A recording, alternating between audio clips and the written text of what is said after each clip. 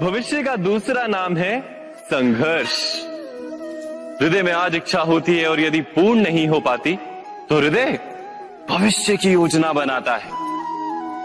भविष्य में इच्छा पूर्ण होगी ऐसी कल्पना करता रहता है, किंतु जीवन ना तो भविष्य में है ना अतीत में। जीवन तो इस क्षण का नाम, अर्थात इस क्षण का अनुभव ही जीवन का अनुभव। पर हम ये जानते हुए भी इतना सा सत्य समझ नहीं पाते। या तो हम बीते हुए समय के स्मरणों को घेर कर बैठे रहते हैं, या फिर आने वाले समय के लिए हम योजनाएं बनाते रहते हैं और जीवन जीवन बीत जाता है।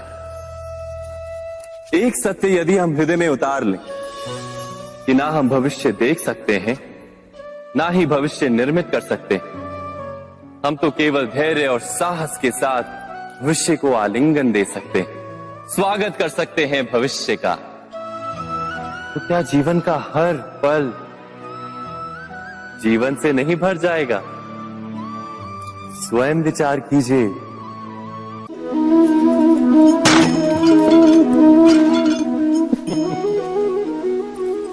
कभी कभी कोई घटना मनुष्य के जीवन की सारी योजनाओं को तोड़ देती और मनुष्य उस आघात को अपने जीवन का केंद्र मान लेता। पर क्या भविष्य मनुष्य की योजनाओं के आधार पर निर्मित होते हैं? नहीं। जिस प्रकार किसी ऊंचे पर्वत पर सर्वप्रथम चढ़ने वाला उस पर्वत की तलाई में बैठकर जो योजना बनाता है, क्या वही योजना उसे उस पर्वत की चोटी तक पहुंचाती है? नहीं। वास्तव में वो जैसे जैसे ऊपर चढ़ता है वैसे वैसे उसे नई नई चुनौतियां, नई नई विडंबनाएं, नए नए अवरोध मिलते हैं। प्रत्येक पद पर वो अपने अगले पद का निर्णय करता है। प्रत्येक पद पर उसे अपनी योजनाओं को बदलना पड़ता है। कहीं पुरानी योजना उसे खाई में ना ढकेल दे। वो पर्वत को अपने योग्य नहीं बना पाता, केवल स्वयं को पर्वत के योग्य बना सकता है। क्या जीवन के साथ भी ऐसा ही नहीं?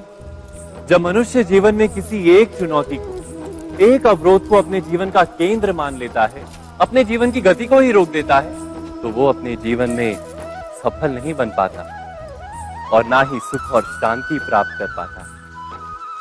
अर्थात जीवन को अपने योग्य बनाने के बदले स्वयं अपने को जीवन के योग्य बनाना ही सफलता और सुख का एकमात्र मार्ग नहीं।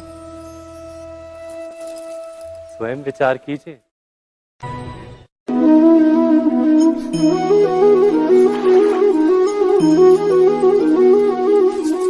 पिता सदा ही अपने संतान के सुख की कामना करते हैं, उनके भविष्य की चिंता करते रहते हैं। इसी कारणवश सदा ही अपने संतानों के भविष्य का मार्ग स्वयं निश्चित करने का प्रयत्न करते रहते हैं।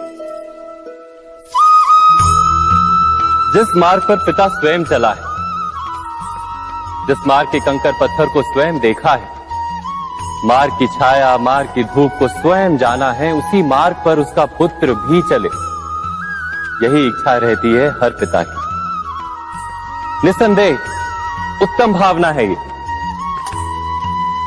किंतु 3 प्रश्नों के ऊपर विचार करना हम भूल ही जाते हैं। कौन से प्रश्न? प्रथम प्रश्न, क्या समय के साथ प्रत्येक मार्ग बदल नहीं जाते? क्या समय सदा ही नई चुनौतियों को लेकर नहीं आता? तो फिर बीते हुए समय के अनुभव नई पीढ़ी को किस प्रकार लाभ दे सकते हैं? दूसरा प्रश्न, क्या प्रत्येक संतान अपने माता पिता की छवि होता है? हाँ, संतानों को संस्कार तो अवश्य माता पिता देते हैं, किंतु भीतर की क्षमता तो ईश्वर देते हैं।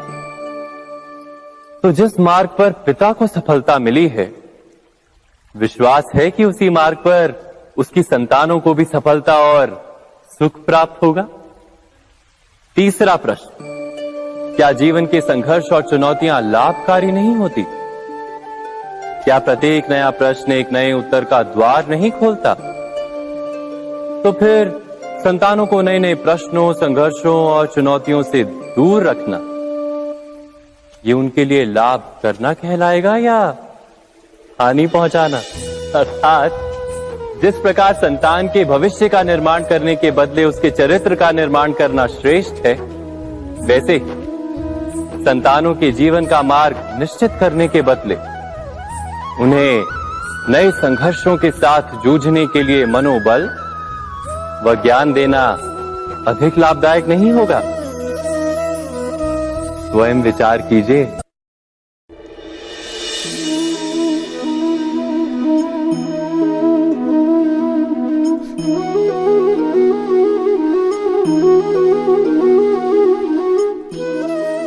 जीवन का हर क्षण निर्णय का क्षण होता है। प्रत्येक पद पर दूसरे पद के विषय में कोई निर्णय करना ही पड़ता है और निर्णय अपना प्रभाव छोड़ जाता है। आज किए गए निर्णय भविष्य में सुख अथवा दुख निर्मित करते हैं, ना केवल अपने लिए, अपने परिवार के लिए भी, आने वाली पीढ़ियों के लिए भी। जब कोई दुविधा सामने आती है तो मन व्याकुल हो जाता है, अनिश्चय से भर जाता है। निर्णय का वो क्षण युद्ध बन जाता है और मन बन जाता है युद्ध भूमि। अधिकतर निर्णय हम दुविधा का उपाय करने के लिए नहीं, केवल मन को शांत करने के लिए लेते हैं। पर क्या कोई दौड़ते हुए भोजन कर सकता है? नहीं। तो क्या युद्ध से जूझता हुआ मन कोई योग्य निर्णय ले पाएगा? वास्तव में शांत मन से जब कोई निर्णय करता है तो अपने लिए सुखद भविष्य बनाता है, किंतु अपने मन को शांत करने के लिए जब कोई निर्णय करता है तो वो व्यक्ति भविष्य में अपने लिए कांटों भरा वृक्ष लगाता है। स्वयं विचार कीजिएगा।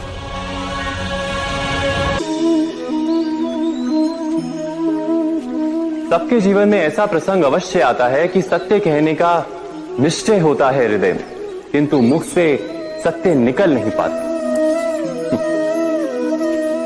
कोई भय मन को घेर लेता है। किसी घटना अथवा प्रसंग के बारे में बात करना या फिर स्वयं से कोई भूल हो जाए उसके बारे में कुछ बोलना, क्या ये सत्य है? नहीं, ये तो केवल तथ्य है। अर्थात जैसा हुआ था वैसा केवल बोल देना सामान्य सी बात है। किंतु कभी कभी उस तथ्य को बोलते हुए भी भय लगता है। कदाचित किसी दूसरे की भावनाओं का विचार आता है मन, दूसरे को दुख होगा ये भय भी शब्दों को रोकता है। तो ये सत्य क्या है? क्या हमने कभी विचार किया है? जब भय रहते हुए भी कोई तथ्य बोलता है तो वो सत्य कहलाता है। वास्तव में सत्य कुछ और नहीं, केवल निर्भयता का दूसरा नाम है। और निर्भय होने का कोई समय नहीं होता, क्योंकि निर्भयता आत्मा का स्वभाव है। अर्थात क्या प्रत्येक क्षण सत्य बोलने का क्षण नहीं होता?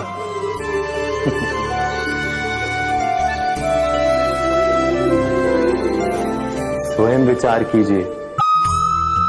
जीवन में आने वाले संघर्षों के लिए जब मनुष्य स्वयं को योग्य नहीं मानता, जब उसे अपने ही बल पर विश्वास नहीं रहता, तब वो सद्गुणों को त्याग कर दुर्गुणों को अपनाता है।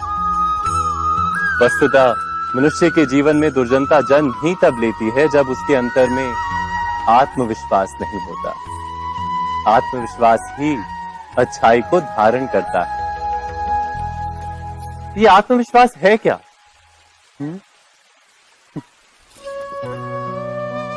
जब मनुष्य ये मानता है कि जीवन का संघर्ष उसे दुर्बल बनाता है, तो उसे अपने ऊपर विश्वास नहीं रहता। वो संघर्ष के पार जाने के बदले संघर्ष से छूटने के उपाय ढूंढने लगता है। किंतु जब वो ये समझता है कि ये संघर्ष उसे अधिक शक्तिशाली बनाते, ठीक जैसे व्यायाम करने से देह की शक्ति बढ़ती, तो प्रत्येक संघर्ष के साथ उसका उत्साह बढ़ता है। अर्थात आत्मविश्वास और कुछ भी नहीं, मन की स्थिति, जीवन को देखने का दृष्टिकोण मात्र है। और जीवन का दृष्टिकोण तो मनुष्य के अपने वश में होता है। स्वयं विचार कीजिए।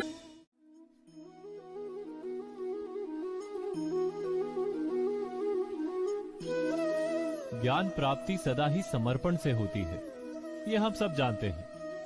किंतु समर्पण का वास्तविक महत्व क्या है? क्या हमने कभी विचार किया? मनुष्य का मन सदा ही ज्ञान प्राप्ति में विभिन्न बाधाओं को उत्पन्न करता है। कभी किसी अन्य विद्यार्थी से ईर्ष्या हो जाती है, कभी पढ़ाए हुए पाठों पर संदेह जन्मता है और कभी गुरु द्वारा दिया गया दंड मन को अहंकार से भर देता है। नहीं, क्या ऐसा नहीं होता? न जाने कैसे कैसे विचार मन को भटकाते हैं और मन की इसी अयोग्य स्थिति के कारण हम ज्ञान प्राप्त नहीं कर पाते। मन की योग्य स्थिति केवल समर्पण से निर्मित होती है। समर्पण मनुष्य के अहंकार का नाश करता है। ईर्ष्या, महत्वाकांक्षा आदि भावनाओं को दूर कर हृदय को शांत करता है और मन को एकाग्र करता है। वास्तव में ईश्वर की सृष्टि में ना ज्ञान की मर्यादा है, ना ज्ञानियों की। गुरु दत्तात्रेय ने तो गाय और श्वान से भी ज्ञान प्राप्त कर लिया था।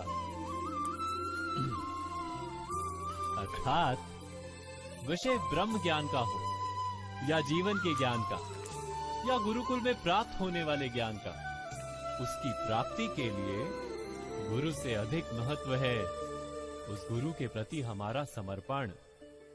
क्या ये सत्य नहीं? स्वयं विचार कीजिए।